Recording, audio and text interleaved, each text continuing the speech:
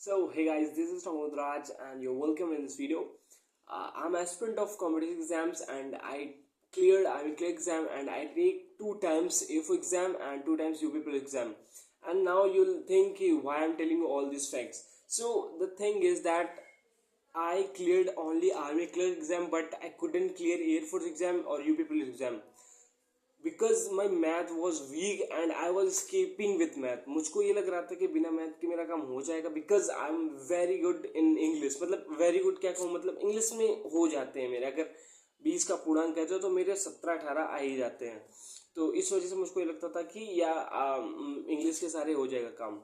But I was wrong. और अब मैंने अपनी मैथ अच्छी कर ली है बिकॉज मैं भागता रहा कि अरे ठीक है कितनी आएगी भाई, 10 ही नंबर की आएगी, वो उसमें मेहनत कर लेंगे तो इसको छोड़ देंगे तो हो जाएगा. लेकिन ऐसा नहीं होता है. अगर आपको कोई भी कॉन्सेप्ट निकालना है तो मैथ आनी ही पड़ेगी. वो एक मैथ एक दलदल है कि एक रास्ता है, उसको पार नहीं करोगे तो तुम उधर जा ही नहीं पाओगे. तो आपको अच्छी लगे बात, बुरी लगे, लेकिन आपको मैथ पढ़नी ही पड़ेगी. कोई रास्ता ही नहीं है आपके पास. तो आप अपनी मैथ इम्प्रूव करिए. एंड मैंने कैसे की वो मैं आपको बताता हूँ. तो मैंने क्या किया कि मैंने पहले मुझको 20 तक पढ़ाते थे, फिर मैंने उनको 30 तक बढ़ाया, 30 तक पढ़ा लर्न किए. उसके बाद मैंने 1 से लेकर 50 तक स्क्वायर बिल्कुल फिंगर टिप्स पे, 1 से लेकर 30 तक क्यूब रूट याद है मुझको. परसेंटेज 1 से लेके परसेंटेज वैल्यू 1/2 1/3 ये वाली याद करो. 1 से लेके 10 तक रूट याद करो कि 1 का मान क्या होता है, रूट 1 का मान क्या होता है, रूट 2 का क्या होता है, रूट 3 का ये याद करो. और एक्सप्रेशंस वैल्यू से 2 की पावर 2, 2 की पावर 4, 3 की पावर 3, 3 की पावर 4, 3 की पावर 5, इस तरह इनको एक्सप्रेशंस वैल्यू बोलते हैं. इनको याद करो. और जो उसमें पाइथागोरस, अरे समकोण त्रिभुज में ट्रिपलेट्स बनते हैं 3 4 5, ये सारे याद करो. ट्रिपलेट्स याद किया मैंने. उसको और फॉर्मूले सारे चैप्टर, जैसे कि एवरेज का फॉर्मूला है कि संख्याओं का योग बटे संख्याओं का योग बटे संख्याओं की संख्या.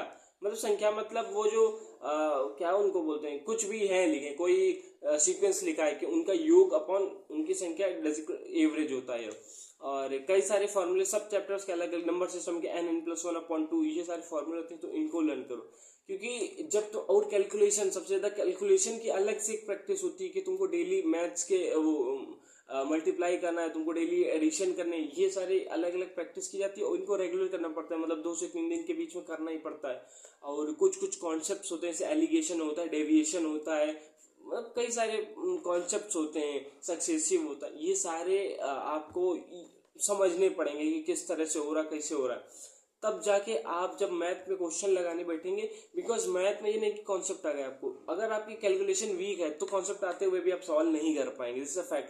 जैसे कन्वर्जन आना चाहिए. जैसे आपको लिखा है कि एक गाड़ी की चाल 85 किलोमीटर पर घंटा है, लेकिन आंसर उसने मीटर पर सेकंड में मांगा है. तो अब तुमको 85 किलोमीटर प्रति घंटा को मीटर पर सेकंड में बदलना ही नहीं आता. सवाल आ गया कि इतने फ़ारेनहाइट को डिग्री सेल्सियस, यही नहीं आता तुमको, कन्वर्जन ही नहीं आता, तो तुम कर ही नहीं पाओगे. तुमको चाहे भले पता हो कि इसमें ये फॉर्मूला लगता है, वो ब्ला ब्ला, नहीं कर पाओगे तुम. और बस मैं यही कहूँगा कि सिलेबस, सबसे पहले मैथ का सिलेबस. काफ़ी लोग मैथ का सिलेबस ही नहीं खत्म करते. मैं आपको बता दूं, मेरी 2 कॉपी, एक ये पूरी फुल हो चुकी है और इसी तरह एक और वो भी फुल होने जा रही है. कुछ थोड़े से और पेज उसमें बचे और तीसरी मुझको लानी पड़े, उसमें सारा एडवांस का पढ़ूंगा मैं. तो बस मैं यही कह रहा हूँ कि मैथ ऐसा नहीं कि बस आपने ऊपर ऊपर का पढ़ लिया और फिर जब तक आप एक बार डेप्थ में नहीं जाएंगे तब तक मैथ आपको पूरी तरह से दिमाग में बैठ नहीं पाएगी हमेशा के लिए.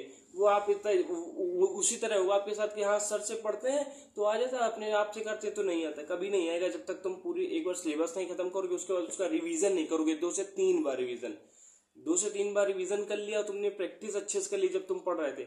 मैथ क्या बताऊं यार, it's a cake walk for you. ठीक है, तो यही मुझको बताना था आपको. Okay, so thanks for watching this video. अगर आपकी लाइफ में कुछ वैल्यू ऐड हो या आप कुछ रिलेटेबल लगा हो तो जस्ट कमेंट करो. और if you want to like this video, just hit the like button and subscribe for more.